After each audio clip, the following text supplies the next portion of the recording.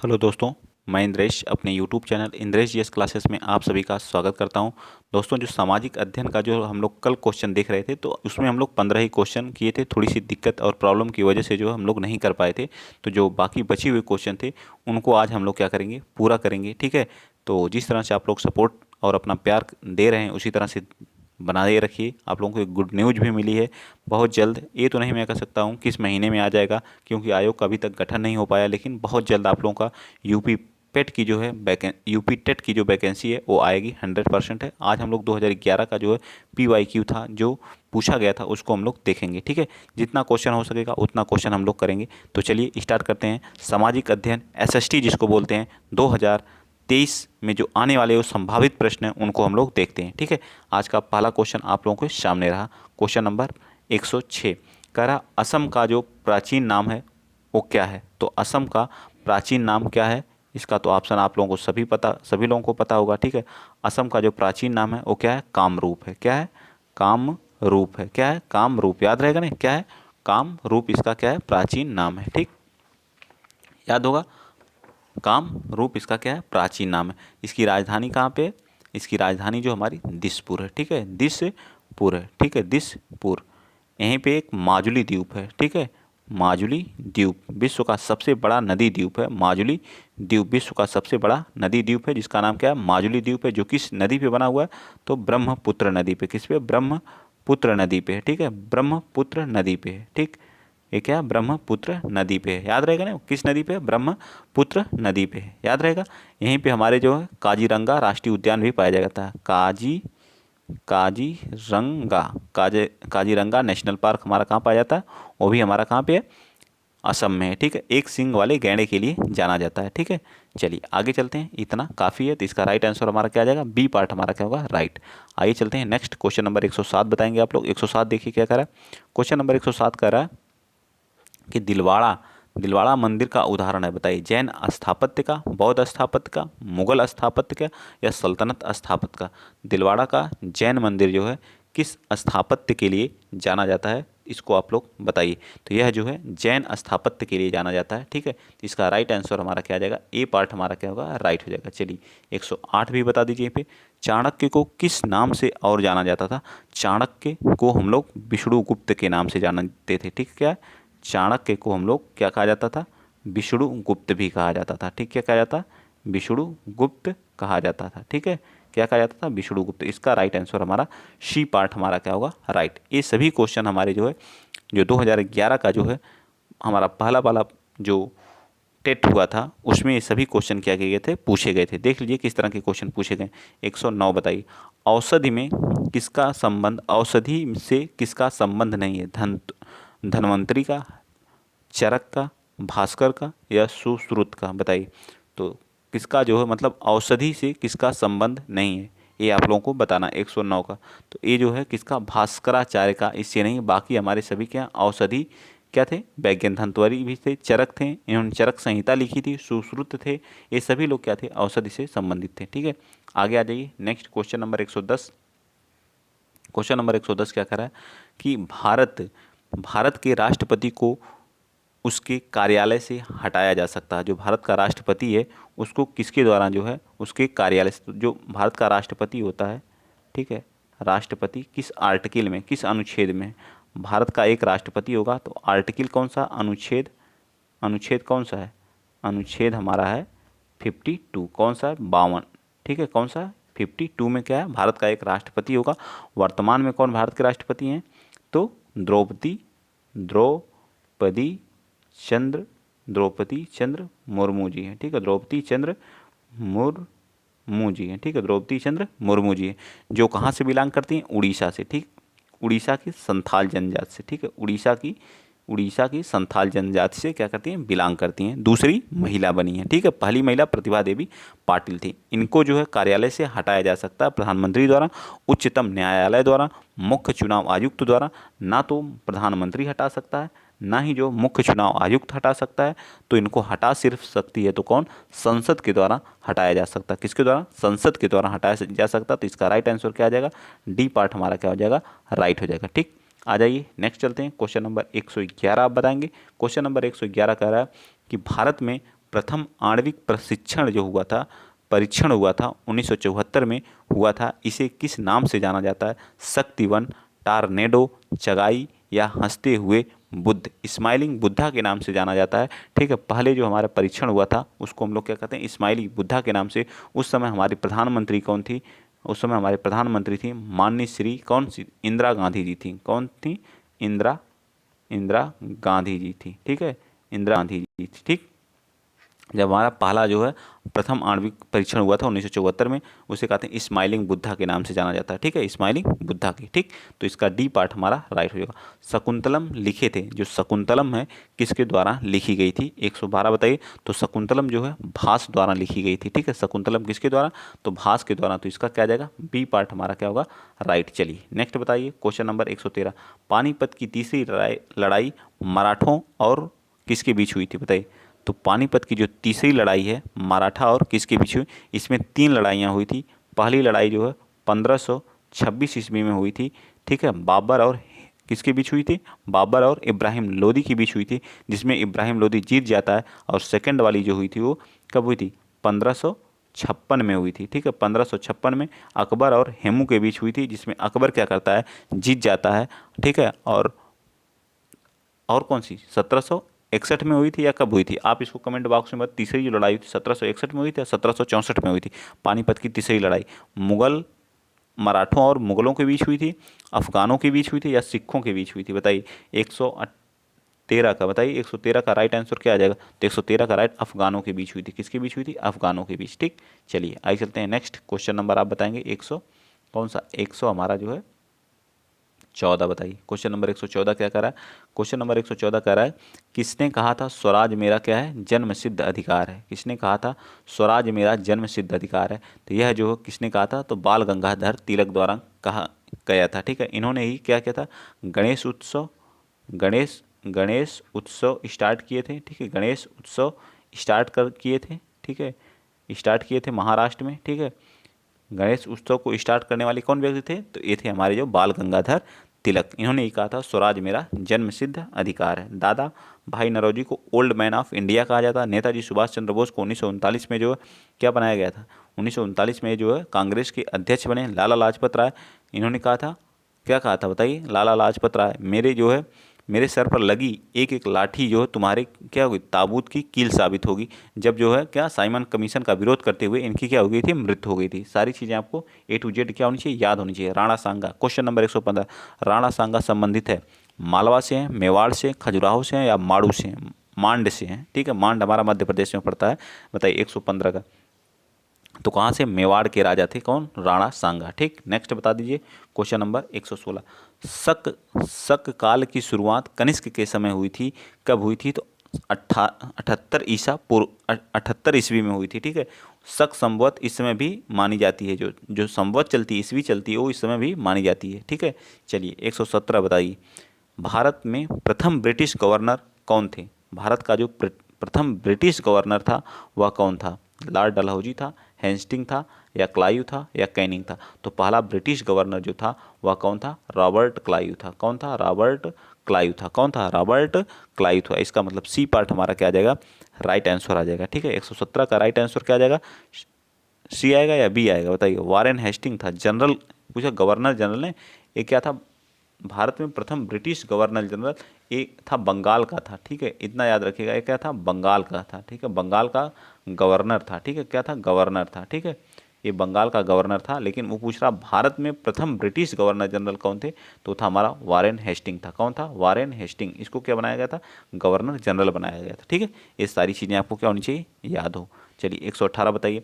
किस क्षेत्र में अंग्रेज आक्रमण के कारण सिपाही विद्रोह हुआ था?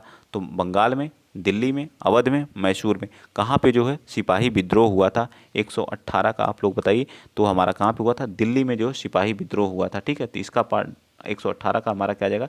डी पार्ट हमारा क्या होगा? राइट हो जाएगा। आगे बताएंगे आप लोग क्वेश्चन नंबर 119 बताइए। क्वेश्चन नंबर 119 क्या करा? स्वतंत्र होने पर भारत एक रियासत बन जाएगा। रियासत का दर्जा किस वर्ष खत्म हुआ?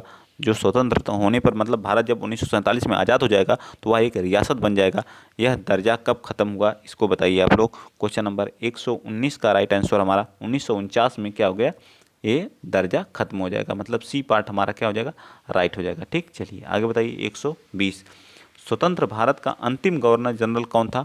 तो स्वतंत्र भारत का अंतिम गवर्नर जनरल कौन था? सी राजगोपालाचारी थे या माउंट बेटन थे, सरदार वल्लभ भाई जवाहरलाल नेहरू, कौन थे? तो सी राजगोपालाचारी हमारे क्या थे, अंतिम भारतीय और प्रथम भारतीय गवर्नर जनरल थे और स्वतंत्र भारत के अंतिम गवर्नर जनरल भी थे। ठीक, आगे बता दीजिए। क्वेश्चन नंबर 121, महाभारत के लेखक कौन है? तो वेद व्यास जी हैं। महाभारत के कौन है? वेद व्यास जी। महाभारत के लेखक कौन है? वेद व्यास जी हैं। तुलसीदास किसके हैं? रामचरितमानस के हैं। ठीक, किसके हैं? रामचरितमानस के हैं। ठीक है, रामचरितमानस के लेखक कौन है और किस भाषा में इन्होंने लिखी है? अवधी में लिखी है। कितने इसमें जो है, कितने सोपान है, मतलब 7 खंड है। खंड देख लीजिए, 7 खंड है। ठीक है, कितने हैं? 7 खंड। ये भी पूछता है। ठीक है, बहुत इंपॉर्टेंट क्वेश्चन है जो। चलिए आगे बताइए। क्वेश्चन नंबर 122 बता दीजिए, लाल किला का निर्माण किसने किसने किया था? तो लाल किला कहाँ पे है? तो न्यू दिल्ली में। ठीक है, क्या है, कहाँ पे है? न्यू दिल्ली में। ठीक, न्यू दिल्ली में। ठीक, कौन कराया था? शेर शाह, अकबर, हुमायूं या शाहजहां द्वारा कराया गया था? तो 122 का जो राइट आंसर हमारा आ जाएगा, शाहजहां द्वारा कराया गया था। किसके द्वारा? शाहजहां द्वारा कराया गया था। यह एक क्या था? मुगल मुगल बादशाह था। क्या था? एक मुगल बादशाह था। ठीक है, इसने जो आगरा में ताजमहल का भी निर्माण कराया था। आगरा में ताजमहल, ठीक है, आगरा में ताजमहल का निर्माण कराया था। ठीक, ये भी याद होना चाहिए। ठीक, अपनी बेगम जो मुमताज महल की याद में ताजमहल का क्या किया था? निर्माण कराया था। आगे आ जाइए। क्वेश्चन नंबर 123 बताएंगे आप लोग। क्वेश्चन नंबर 123 का रहा है, भारत के प्रथम राष्ट्रपति कौन थे? तो डॉक्टर राजेंद्र प्रसाद हमारे भारत के प्रथम राष्ट्रपति थे और डॉक्टर यस राधा कृष्ण हमारे प्रथम उपराष्ट्रपति थे और बाद में जो दूसरे हमारे क्या बनते हैं? राष्ट्रपति भी बनते हैं। डॉक्टर कौन? यस राधा कृष्णन। ठीक है, याद रहेगा ना। चलिए, और इस समय वर्तमान में आप लोगों को पता ही है कौन है? द्रौपदी चंद्र मुर्मू है जो है। ठीक, याद रहेगा। चलिए 124 बता दीजिए, ताजमहल का निर्माण किसके यादगार में किया गया था? नूरजहां के, अनारकली के, मुमताज महल के, शाहजहां के? आप लोगों के लिए बहुत बेहतरीन एक एक क्वेश्चन जो है यहाँ मैं ढूंढ ढूंढ के लाता हूँ ताकि आप लोग हर चीज़ सीखें। किस तरह के क्वेश्चन आप लोगों को पूछे गए थे जो है विभिन्न परीक्षाओं में। ठीक है, हिंदी का आप लोगों का मैराथन चलती है हर संडे को, जो एक एक टॉपिक हम लोग क्या करते हैं? फिनिश करते हैं, उसको आप लोग कवर करिए वहाँ जा करके। ठीक है, प्लेलिस्ट बनी हुई है हिंदी की जो है, वहाँ आप लोगों को जो पूरा रस का एकदम एकदम निचोड़ मैंने बता दिया, हर एक एग्जाम के लिए इंपॉर्टेंट। ठीक है, पीसीएस तक के लेवल को मैंने वहाँ तक पढ़ाया है, जो कल की वीडियो भी है। ठीक है, आप उसको जाइए देखिए, 1 घंटे की वीडियो और पूरा रस आप लोगों का फिनिश हो जाएगा। ठीक, चलिए बताइए, ताजमहल का निर्माण किसके याद में करवाया था? तो मुमताज महल के याद में करवाया था। अभी मैंने इस क्वेश्चन को बताया। ठीक है, 125 बताइए, कौन कराया था? शाहजहां ने। कहाँ पे है? आगरा में। ठीक, और इसका रंग क्यों पीलापन होता जा रहा? अम्लीय वर्षा के कारण। अम्लीय वर्षा किसके कारण होती है? H2SO4 और HNO3 के कारण होती है। ठीक, किस धर्म में तीर्थंकर के नाम से 24 महान आचार्य हुए? तो जैन धर्म में जो है 24वें तीर्थंकर कौन थे? महावीर स्वामी थे। 24वें तीर्थंकर कौन थे? पहले कौन थे? ऋषभ देव थे। पहले कौन थे? ऋषभ देव थे। ये भी याद रखिएगा। ठीक, चलिए आगे आ जाइए। क्वेश्चन नंबर आप बताएंगे कौन सा? 126। इतिहास के बहुत सारे क्वेश्चन इसमें पूछे गए हैं, देख लीजिए आप लोग। तो सोच लीजिए इतिहास कितना मोस्ट इंपॉर्टेंट है एसएसटी के लिए जो। ठीक है, सामाजिक अध्ययन में गौतम बुद्ध नामक चैप्टर एक है, गौतम बुद्ध से रिलेटेड गौतम बुद्ध वाला चैप्टर जो, उसको भी पढ़ना है। जैन धर्म वाला भी पढ़ना है। देखते जाइए कहाँ कहाँ से हमको पढ़ना है। गौतम बुद्ध का पहला प्रवचन कहाँ पे था? इन्होंने पहला उपदेश कहाँ दिया था? तो सारनाथ में दिया था। कहाँ पे दिया था? सारनाथ में दिया था। इन्होंने 29 वर्ष की अवस्था में गृह को त्यागा और 35 वर्ष में इनको ज्ञान की प्राप्ति हुई और पहला उपदेश इन्होंने सारनाथ में दिया और इनकी मृत्यु जो हुई थी कुशीनगर में हुई थी। ठीक है, ये भी याद रहना चाहिए आप लोगों को। चलिए 127 बता दीजिए, अंतिम मौर्य शासक कौन था? जो अंतिम मौर्य शासक था वह कौन था? तो बृहद्रथ था। ठीक है, कौन था? बृहद्रथ था। ठीक, अंतिम मौर्य शासक कौन था? बृहद्रथ था। ठीक है, डी पार्ट हमारा क्या आ जाएगा? राइट आ जाएगा। ठीक, अंतिम मौर्य शासक कौन था? तो बृहद्रथ था। 127 का राइट आंसर क्या आ जाएगा?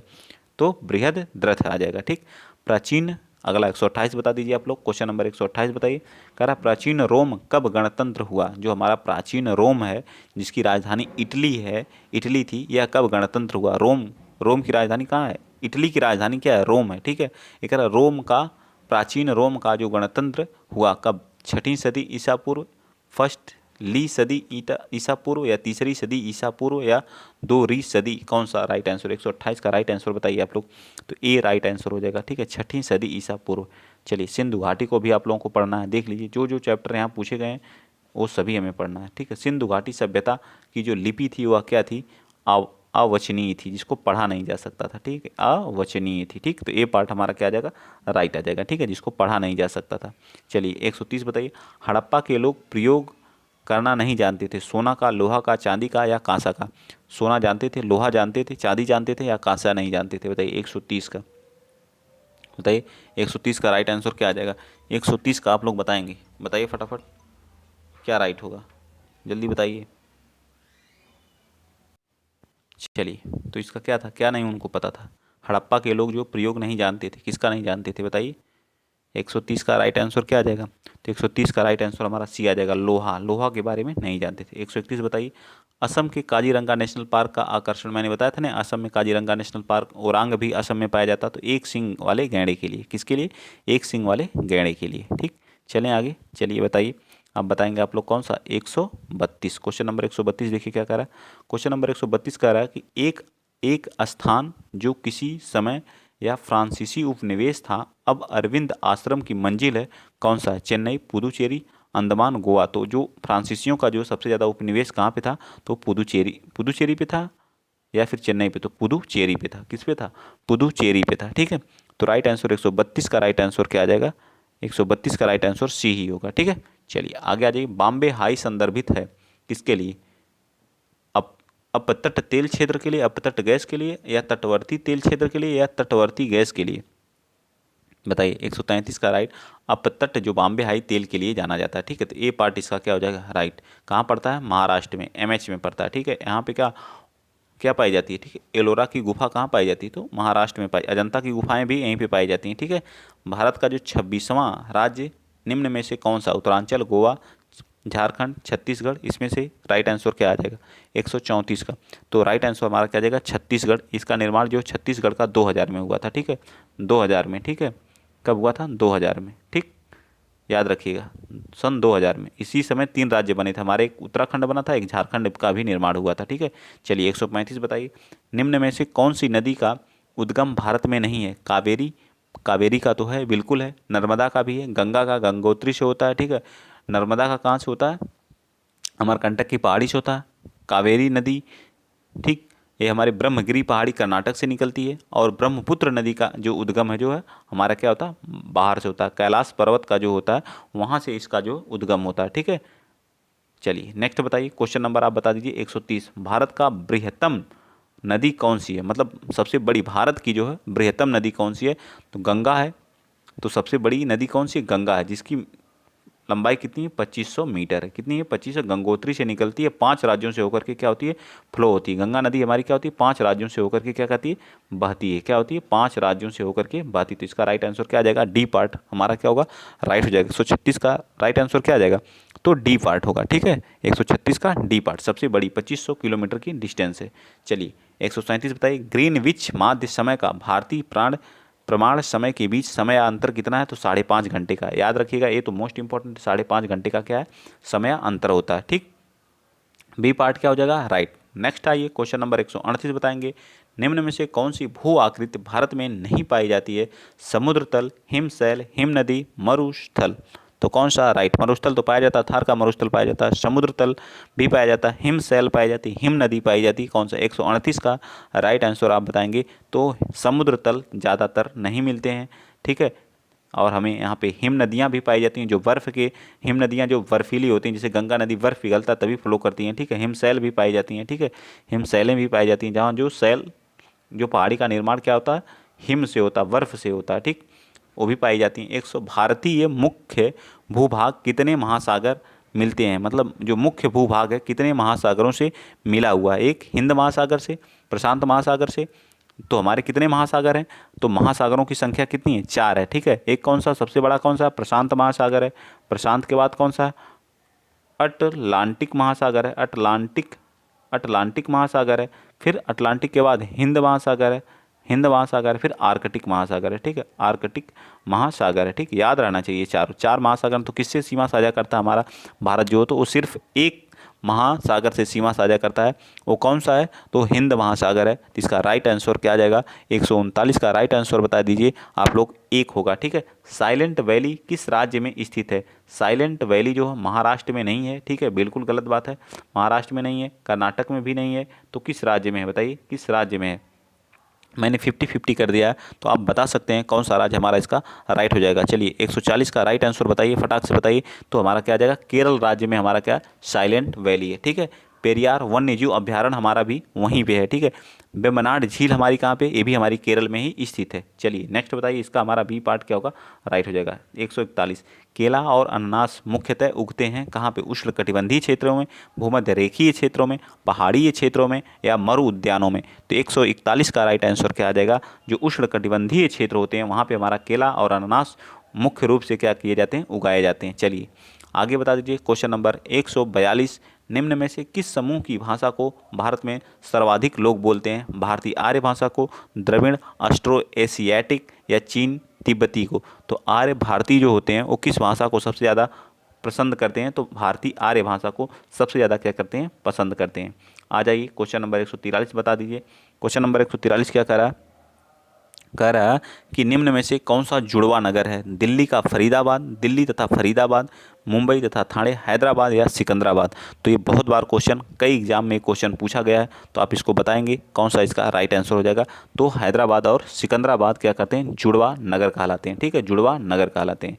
नेक्स्ट 144 बताइए, सबसे अधिक मात्रा में केसर कहाँ मिलता है, तो ये जम्मू कश्मीर में मिलता है। केसर के लिए भारत का एक राज्य सबसे ज़्यादा प्रसिद्ध है, अब तो यूटी बना दिया गया है 2019 से, जम्मू कश्मीर जाना जाता है। ठीक है, चलिए आगे आ जाइए, क्वेश्चन नंबर 145 बताइए, भारत के संविधान द्वारा कितनी भाषाएं स्वीकृत की गई हैं। भारत के संविधान द्वारा जो भाषाएं हैं वह 22 हैं। जो संविधान, जब हमारा मूल संविधान में कितनी भाषाएं थी, जब मूल संविधान जब बना था तो उस समय कितनी थी, 14 भाषाएं थी।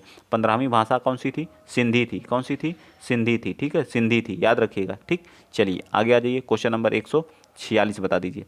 क्वेश्चन नंबर 146 कह रहा है कि सूर्य के चारों ओर किसी उपग्रह का मार्ग कहलाता है। सूर्य के जो चारों ओर जो एक उपग्रह है उसका जो मार्ग क्या, परिभ्रमण कहलाता है, कक्षा कहलाता है, या परिभ्रमण, किसी चीज़ की चारों ओर चक्कर लगाना क्या कहलाता है, परिक्रमण कहलाता है। क्या कहलाता है, परिक्रमण कहलाता है। ठीक है, 146 का राइट आंसर क्या आ जाएगा, ए पार्ट। ठीक है, अपनी अक्ष पर घूमना क्या कहलाता है, परिभ्रमण कहलाता है। आप इस पॉइंट पे, इसी पे क्या कर रहे हैं, यहीं से यहीं रोटेट कर रहे हैं इसी अक्ष पे। ठीक है, तो क्या कहलाता, परिभ्रमण कहलाता। क्या कहलाता, परिभ्रमण कहलाता। ठीक, क्या कहलाता, परिभ्रमण कहलाता। लेकिन मान लीजिए कोई वस्तु है, इसके चारों ओर आप घूम रहे हैं, तो ये क्या कहलाता, परिक्रमण कहलाता। किसी की आप क्या कर रहे हैं, परिक्रमा कर रहे हैं, तो इसको क्या कहते हैं, परिक्रमण कहते हैं। आप परिभ्रमण और परिक्रमण में कंफ्यूज होते हैं, इसलिए मैंने इस चीज़ को बता दिया। ठीक, तो ए पार्ट हमारा क्या आ जाएगा, राइट आ जाएगा।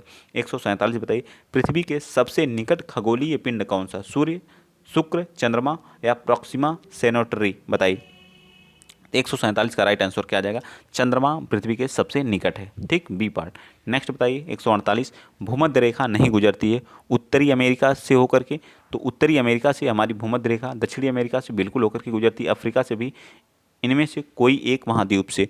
बताइए कौन सा राइट आंसर हो जाएगा, बताइए इनमें से कौन सा। 148 का राइट आंसर क्या आ जाएगा, ए पार्ट। हमारी उत्तरी अमेरिका से नहीं होती, बाकी सभी से होती है। ठीक है, तो उत्तरी अमेरिका जो हमारा टॉप पे होता है वहाँ से नहीं गुजरती है, या दक्षिणी अमेरिका से होकर के क्या करती, गुजर जाती, तो कहाँ से, उत्तरी अमेरिका के पास जाएगी। चलिए आइए, 2 क्वेश्चन आज के हमारे लास्ट क्वेश्चन है एसएसटी के। अगर वीडियो आप लोगों को अच्छा लगा है तो प्लीज़ वीडियो को शेयर करिएगा, चैनल को सब्सक्राइब कर लीजिएगा। ठीक है, 149 क्वेश्चन, महासागर के छोटा बृहत्तम लवणीय जलाशय कहलाता है, झील कहलाता है, सागर कहलाता है, द्वीप कहलाता है, या नदी कहलाता है, तो क्या कहलाता है, सागर कहलाता है। ठीक, क्या कहलाता है, सागर कहलाता है। ठीक, चलिए नेक्स्ट बताइए 150वां, किस नदी और उसके सहायकों द्वारा अपवाह क्षेत्र कहलाता है, बताइए। 150 का तो कहता है नदी घाटी कहलाता है। ठीक, नदी घाटी कहलाता है। आई होप, मैं आशा करता हूँ चीज़ें आपको बहुत ही बेहतरीन लगी होंगी, समझाने की भी मैंने पूर्ण कोशिश की है।